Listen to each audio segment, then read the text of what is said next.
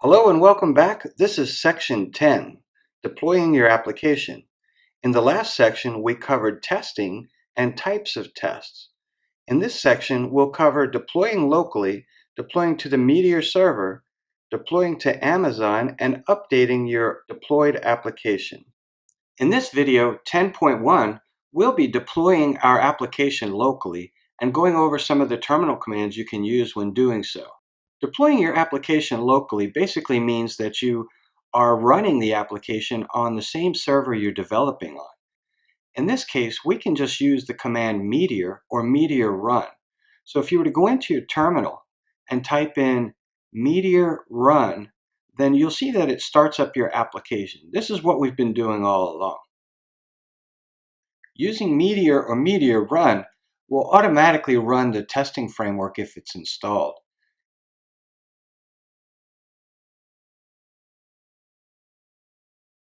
However, sometimes when you run this application in production, you don't want to include that testing. So you can supply a command like meteor -- production run.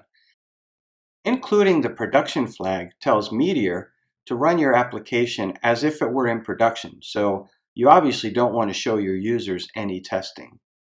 One thing you'll notice with a community like Meteor, many of the packages actually get outdated or they no longer work with another package or version of Meteor. So you can run Meteor at a specific release. For this course, we've been using release 1.1.0.3. So if you're having trouble with any of the packages, it may be that they've released a new version that's broken something. So the best thing you could do is say Meteor update and then -- release, then 1.1.0.3. And that will force your Meteor to run at the version that we created this course on.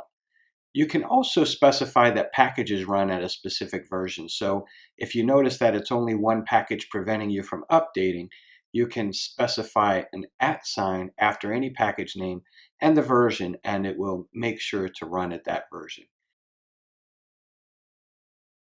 Here I put in my configuration so that whenever Meteor starts, it starts at release 1.1.0.3. You can also say that Meteor should update to that version. Now, Meteor also has some other commands in the console like the port. You could specify the port, or you could list all of the packages you're using, for example. And these console commands are very important to learn. So you can see all the packages you have and what their purposes are. And if you want more information, you can type in Meteor show and then type the package name. So for example, you could say Meteor hacks : flow router, and this would give us additional information about that package, like which recent versions were published. And you'll notice little notes at the top like use Kadira flow router instead of this version. So they've updated this and want us to update to the new version. Now, that's a rather brave thing to do if you're always updating all your packages. But in this case, I know that this doesn't really have a bad impact on the application. So we'll go ahead and change that from Kadira to Kadira flow - router.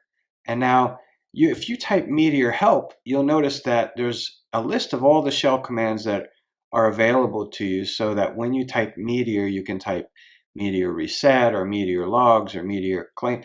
And basically you can read what each of these things do, but they're very useful for running Meteor applications. Now, Meteor run is probably the most used command within the console, and that will just start up your application. Let's move on to the next video, which is deploying to the Meteor server.